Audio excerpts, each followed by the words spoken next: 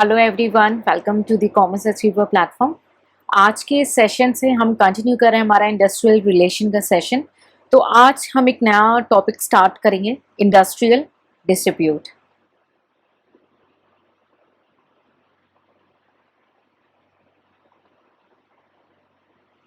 जैसे कि अभी तक हम जो सेशन कवर करते आ रहे हैं, आप ये ऑब्जर्व कर रहे हैं कि बहुत सारी इंफॉर्मेशन जो है फैक्चुअल है, एक्ट से रिलेटेड है।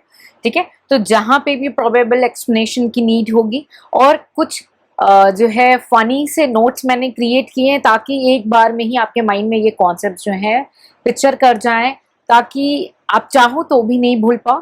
ठीक है, और आपसे ये रिक्वेस्ट है, स्पेशली आप बाकी सब्जेक्ट्स को अगर हम छोड़ भी दें तो अगर हम पेपर 2 की बात कर रहे हैं तो आपने स्पेशली आईआर के लिए करंट अफेयर्स को नज़र में रखना है।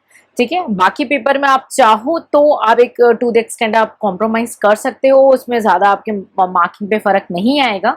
बट इंडस्ट्रियल आईआर के लिए इंडस्ट्रियल रिलेशन जो आपका सब्जेक्ट है आईआर, उसमें आपको करंट अफेयर्स कॉम्प्रोमाइज नहीं करने चाहिए। और मेनली आप इसको अगर लिंक करेंगे तो ये आपके जीएस पेपर 3 से को लिंक्ड हो जाता है टू द एक्सटेंट। ठीक है, बट क्या स्पेसिफिकली जब हम सब्जेक्ट वाइज देखते हैं तो हमारा ज़्यादा ध्यान रहता है। तो हम न्यूज़ आपको शेयर कर देंगे, न्यूज़ बुकलेट्स जो है, जो भी स्टूडेंट ने जो भी प्रोग्राम या जिस भी वे में ऑप्ट आउट किया है, आपके पास अगर आपने ऑप्ट किया है वो उस न्यूज़ का, तो न्यूज़ पीडीएफ आपको मिल जाएगी। ठीक है, और न्यूज़ पीडीएफ भी आप कोशिश करेंगे कि एक साल का पूरा, एक साल मतलब जनवरी से लेकर के आप पूरा एक्सेस ऑप्ट करेंगे।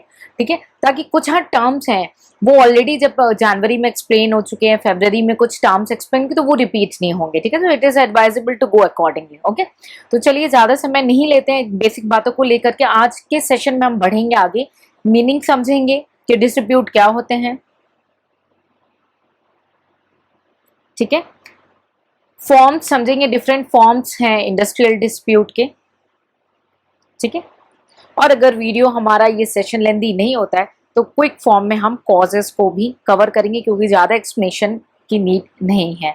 तो इंडस्ट्रियल डिस्प्यूट, नाम आपको खुद ही बता रहे भाई ऐसा कुछ है जो इंडस्ट्री से रिलेटेड है, और डिस्प्यूट यानी कॉन्फ्लिक्ट नजर आ रहा है।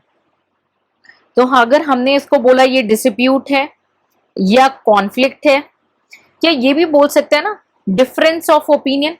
ठीक है, तो ओपिनियन का डिफरेंस है। ठीक है, ओपिनियन का डिफरेंस है, किसके बीच में, किसका ओपिनियन नहीं मैच कर रहा है, मैनेजमेंट का और वर्कर्स का। मैनेजमेंट का और वर्कर्स का हमें यहाँ पे ओपिनियन मैच नहीं कर रहा। किस मैटर पे? घर की बातों पे नहीं, पर्सनल अफेयर्स पे नहीं, that should be related to the employment only.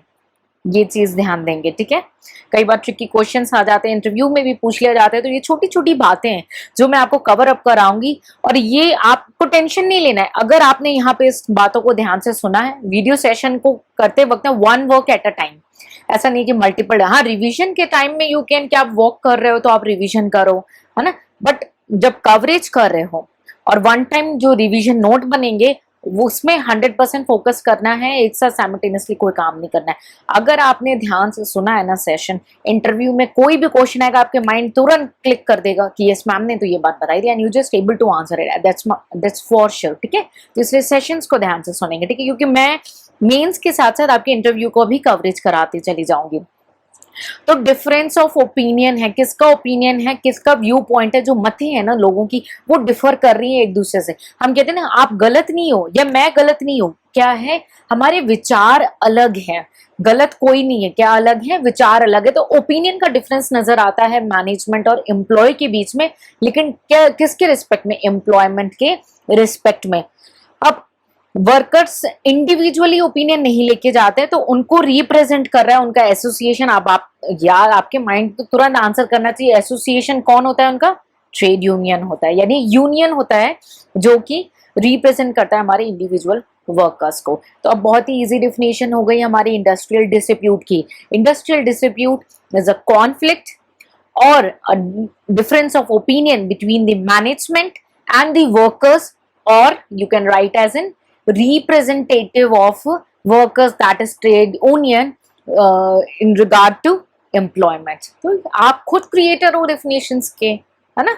So let's conclude this definition that industrial dispute, what we can say that industrial dispute is a dispute, a conflict, which we can say the difference of opinion. There is a difference of opinion, there is a conflict between whom? You, me? No, it's between the management and the workers. Did workers go individually and knock the door? No, workers are represented by their union, that is a trade union, their agencies, that is a trade union regarding their employment. ठीक है? So the disagreement between the employer and the representative of the workers or the employees is a trade union. ठीक है? So let's see one definition which has been expressed in the terms of Industrial Dispute Act. Okay, so industrial dispute act 1947 के साथ एक definition की, उसको quick देख लेते हैं। आप तो ये आपको माइंड में सेट हो गया डिस्प्यूट क्या है, मेरे बिना बताए बिना रिवीजन के अब आप कर ले जाओगे। ठीक है, तो जस्ट क्विक जो है हम एक्ट की डिफिनेशन देख लेते हैं। कुछ स्टूडेंट्स ये क्वेरी लेकर आते हैं, मैम क्या वो डिफिनेशन याद करना मैंडेटरी है? नहीं, कंपल्सरी नहीं है, आप कर लोगे अगर आपका टाइम परमिट हो रहा है तो एक वैल्यू एडिशन हो सकता है, नहीं करोगे तो कोई प्रॉब्लम नहीं है। बिल्कुल वरीड नहीं होना कि उसने बोला अरे यार मैं तो डिफिनीशन कोट करके आया तुमने नहीं किया, ये कोई मैटर नहीं होता। ठीक है, कोर्स वाइड है तो स्ट्रैटेजिकली प्लान करेंगे, अगर याद हो जाती है एक दो बार में दैट्स इनफ, अदरवाइज आपको स्पेशल टाइम उसे नहीं देना है। ठीक है, आंसर राइटिंग प्रैक्टिस ही जो है आपको बाकी लोगों से अलग करेगी। ठीक है, तो चलिए देखते हैं क्या है डिफिनीशंस हमारे सामने इंडस्ट्रियल डिस्प्यूट एक्ट के अकॉर्डिंग। देखिए क्या मेंशन है एक्ट में। One second. The definition of industrial dispute is that according to section 2K of the Industrial Dispute Act, क्या बोलता है? Any dispute, okay, किसी भी प्रकार का dispute, any dispute or differences between the employers and employers, or between the employers and workmen, or between the workmen and workmen, यानी सबको cover कर रहा है, employer employer, employer workman, workman workman, which is connected with the employment, which is connected with the employment। जिन जिन शब्दों पे जोर देती हूँ ना उसको बिल्कुल माइंड में सेट करो। which is connected with the employment or non-employment or the terms of employment or with the conditions of labor of any person। यानी कि अब ये अब सोचोगे नॉन एम्प्लॉयमेंट की कैसे बात आ गई, तो कौन कौन से ऐसे टर्म्स हैं या कौन कौन से ऐसी बातें, तो ये बहुत ही वाइड एक्सप्रेशन दे दिया था हमारे एक्ट ने कि नॉन एम्प्लॉयमेंट की बातें भी कवर हो जाएगी। तो अब मैं एक क्वेश्चन लेकर के आती हूँ, बहुत ही स्ट्रैटेजिक क्वेश्चन है जो कि क्रिएटिव आपकी आंसर राइटिंग डिमांड कर रहा है। ठीक है, सो क्वेश्चन इज दिस। ठीक है, आपने डिफिनेशन देख लिया, let's conclude quickly in the other language then I will bring the question. Okay, so as per the industrial dispute act 1947 section 2 sub clause K, so industrial dispute is defined as any dispute or differences between employers and employers, between employers and workmen, between workmen and workmen, which is connected with the employment or non-employment or the terms of employment or with the condition of labor। ठीक है, of any person. तो बहुत ही broad explanation आ गया, तो हम एक बार इसको ना डिस्कस करेंगे। ठीक है, प्लीज कोऑपरेट। हाँ, क्या बोला इन्होंने कि किसी भी प्रकार का डिस्प्यूट है, एनी डिस्प्यूट, किसी भी प्रकार का डिस्प्यूट है, या क्या बोला वर्ड डिफरेंसेस, किसी भी प्रकार का डिस्प्यूट या डिफरेंसेस किसके बीच में, तीन कैटेगरी इन्होंने बता दी, बिटवीन एम्प्लॉयर एंड एम्प्लॉयर। ठीक है, बिटवीन एम्प्लॉयर या एम्प्लॉयर के बीच में, between employer and workman, employer and workman, and between workman and, spelling पे नहीं जाएंगे। ठीक है, I am writing just to explain you. Okay, between employer and employer, between employer and workman, between workman and workman, which is connected with, okay, connect है with employment. ठीक है, employment से connected वाली बातें होंगी। ठीक है, या नॉन एम्प्लॉयमेंट, नॉन एम्प्लॉयमेंट यानी बहुत ही ब्रॉड डेफिनेशन, एक एग्जांपल टर्मिनेशन की बात हो गई है ना, और क्या होगा, टर्म्स के बारे में बोला है, टर्म्स, एम्प्लॉयमेंट के टर्म्स होते हैं ना जो सेटअप। ठीक, और कंडीशन, लेबर की कोई कंडीशन हो गई, अब ध्यान दीजिएगा, लेबर की कंडीशन की बात हो रही है यहाँ पे, ठीक है, लेबर की कंडीशन हो गई ऑफ एनी पर्सन। सो काफी ब्रॉड डेफिनेशन है। तो एक क्वेश्चन मैंने बोला था कि मैं आपसे पूछने वाली हूँ कि industrial dispute deals with only the employment related matter to solve the issues between the workman and employers only. Do you agree with this statement? Explain. तो दो कैच है यहाँ पे।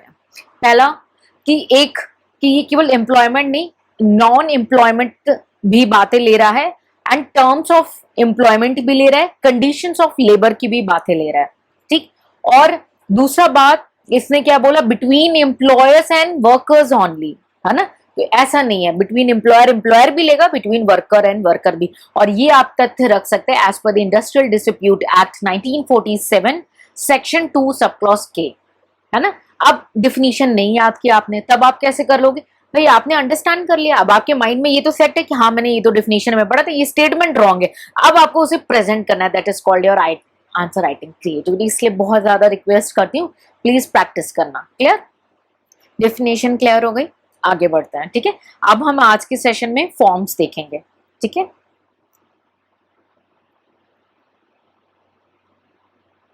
फॉर्म्स, अरे किस किस तरीके से आप डिस्ट्रीब्यूट कर सकते हो, ठीक है भाई। डिस्ट्रीब्यूट तो कई तरीके के लेते हैं, हम कुछ जो इंपॉर्टेंट एंड मेजर डिस्ट्रीब्यूट्स की बातें होती है हम उनको कंसिडर करेंगे, ठीक है। अब स्टूडेंट्स को मैं आपको ये अपडेट कराना चाहती हूँ कि इसके साथ हम आपको एक इमेजिनरी लर्निंग भी प्रोवाइड करेंगे। बहुत सारे लोग, आप लोग सोचते हो कि उसकी नीड नहीं है, बट कई बार क्या होता है ना, आपने बातें सुन ली और इमेज के फॉर्म में देख ली, तो वो आपके सबकॉन्शियस में सेटल डाउन हो जाएगी, तो आप प्लीज उसको रेफर करेंगे साइमल्टेनियसली। Clear, okay. तो फॉर्म्स में हम 1 by 1 डिस्कस करेंगे। सबसे पहला फॉर्म जो है, हम स्ट्राइक के बारे में डिस्कस करेंगे। स्ट्राइक माने काम की रोकथाम, that is a cessation of work, ठीक है, by the body of persons और group of person of any industry, ठीक है। तो सीसेशन ऑफ वर्क, ये भी डिफिनेशन भाई इंडस्ट्रियल डिस्प्यूट एक्ट 1947 ने एक डिस्प्यूट हमारे सामने रखी। क्या है वो? स्ट्राइक इज द सस्पेंशन और सीसेशन ऑफ वर्क। सस्पेंशन माने काम को रोकना, या सीसेशन यानी काम को रोकना, ठीक है। Work by a group of persons, ठीक है, group of persons employed in any industry, जो उस इंडस्ट्री से रिलेटेड है, उस इंडस्ट्री में काम करते हैं, उन्होंने काम को रोक दिया है, सिसेस कर दिया, सस्पेंड कर दिया है, ठीक है। एक्टिंग इन कॉम्बिनेशन और refusal under the common understanding of any number of persons, ठीक है, हु आर और have been so employed to continue to work or accept the employment। मतलब उनकी इच्छा है कि वो आगे एक्सेप्ट करेंगे, बट वो अभी स्ट्राइक पे बैठे हैं, किसी वजह से अपनी बातें उन्हें मनवानी है, ठीक है। तो अगर हम पैटरसन के भी डिफिनीशन को यहाँ पे बात कर लें, डोंट वरी, बुकलेट में सारी डिफिनीशन दी है, पैटरसन की डिफिनीशन को भी बात कर लें, तो क्या बोलते हैं वो स्ट्राइक के बारे में? भाई एक ऑर्गेनाइज्ड प्रोटेस्ट है ये, ठीक है, जो कि इंडस्ट्री में, इंडस्ट्रियल रिलेशन में काफी रिलेवेंट है, काफी इंपॉर्टेंट है, ठीक है। और ये दिखाता है कि इंडस्ट्री में कुछ गड़बड़ है, कुछ अनरेस्ट है, ठीक है, और जो कि एक क्या ना बॉइलिंग पॉइंट है जिसको टेकन केयर करना चाहिए, ठीक है। So let's understand and conclude in the other way, that means in English, because most of our students from South India are facing difficulty, or the people who opted for the regional languages. So I'll try to explain in such a way that either you are going for the Hindi or for English as a medium of better understanding, you will be comfortable, okay. Otherwise you can ask your queries in the tracking sheet and team will help you with that, okay, and team will ultimately come to me and I'll going to help you out, don't worry, okay. You can ask n number of times your queries if you are facing, not to worry, okay. So strike as per Industrial Dispute Act of 1947 is, it's a suspension or cessation of work by a group of persons, by a group of persons. So let me write for you. Suspension or say cessation of work. Suspension or cessation of work by group of people say, or a group of persons say, ठीक है। Who are these people? They are employed in a industry, employed in an industry, ठीक है, in that particular industry in for which they are taking any kind of strike. Okay, so acting in combination, either they are acting in combination, okay, either they are acting in combination, ठीक है, or concentrated refusal, ठीक है, or we can say that refusal under a common understanding. They refuse to work under the common understanding of all number of the people. They can be any number of the people. Okay, there is no restriction that there should be 50 people for strike or 20 people for strike. No, they can be any number of the people those has been employed working in that particular industry, and they have an intent, okay, that they have been so employed to continue their work or at employment. Clear? So that should be people related to that particular industry only. Okay, so this is as per the Industrial Dispute Act. There are many types of several types of strikes. Okay, so somewhere as per act we have seen primary or secondary. Okay, or otherwise we can say that economic strike, sympathetic, general strike, set down, pen down, slow down, lightning, hunger. There can be a number of strikes. Okay, we are not going to detail of so much of type of strike. ठीक है, so पहला form कौन, first form is this strike, दूसरा form lockout. Lockout यानी ताला लगा के जा रहे हैं, बाय बाय. सो कौन करेगा ये, इंडस्ट्री, ऑर्गेनाइजेशन, वो पर्टिकुलर ऑर्गेनाइजेशन करता है लॉकआउट. ठीक है, सो ये काउंटर पार्ट है स्ट्राइक का. ठीक है, एक तरीके से साइकोलॉजिकल प्रेशर क्रिएट करता है वर्कर्स के ऊपर कि भाई ये जो कंडीशंस हैं, ये जो भी कंडीशंस हैं उसको मान जाओ या क्लोजर फेस करो, तुम्हारी चॉइस है. ठीक है, सो ये भी डिफिनेशन हमारे पास इंडस्ट्रियल डिस्प्यूट एक्ट 1947 के थ्रू आती है कि lockout is a temporary shutting down. बहुत ही इंपॉर्टेंट वर्ड यूज हुआ है, एक तो टेम्पररी, दूसरा शटिंग डाउन और closing of a place of business by the employer. ठीक है, तो बहुत ही कई बार एक इंटरव्यू में क्वेश्चन पूछ लिया था स्टूडेंट से कि स्ट्राइक और लॉकआउट में क्या डिफरेंसेस हैं. ठीक है, और अब आप नॉर्मल न्यूज़पेपर पढ़ रहे हो. ठीक है, इंटरव्यू के एक दिन पहले पूछा कि कल के न्यूज़पेपर में आप बताओ कि कौन सी ऐसी इंडस्ट्री है जिसमें अभी स्ट्राइक चल रहा है.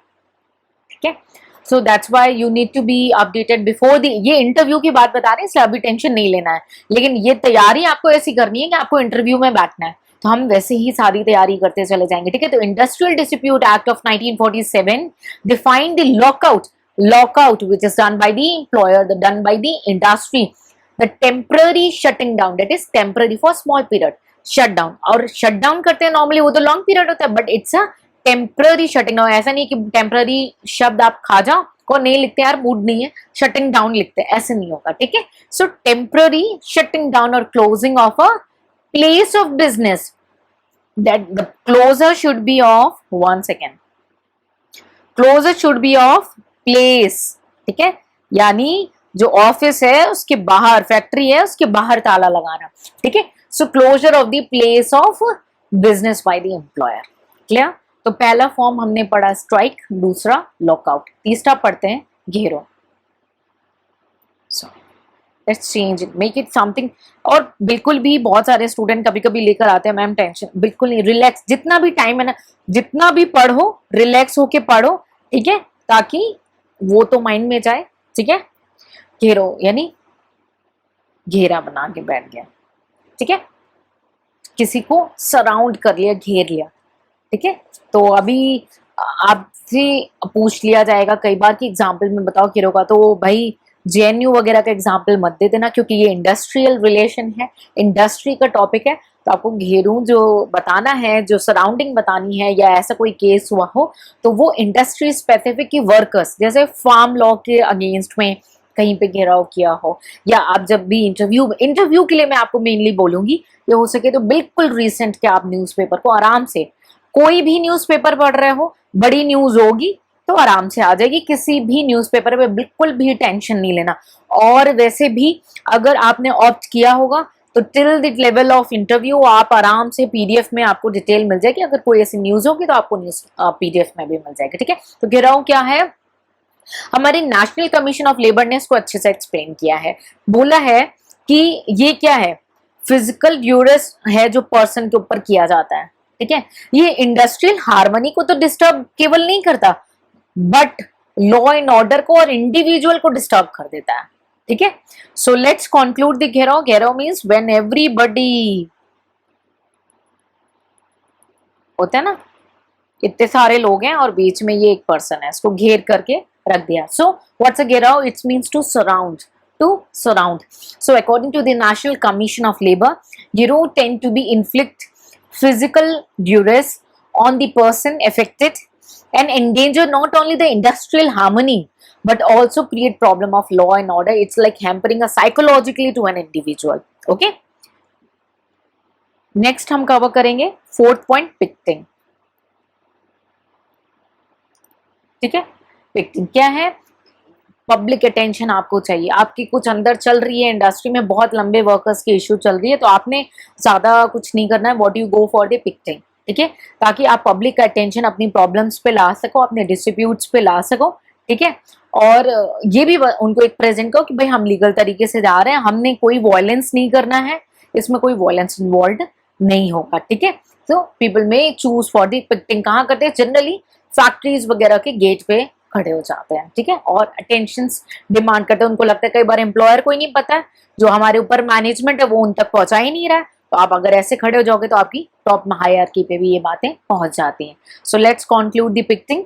It's a method of drawing public attention towards the dispute, okay, and it is legal, yes, and there is no violence involve in this picketing, ठीक है।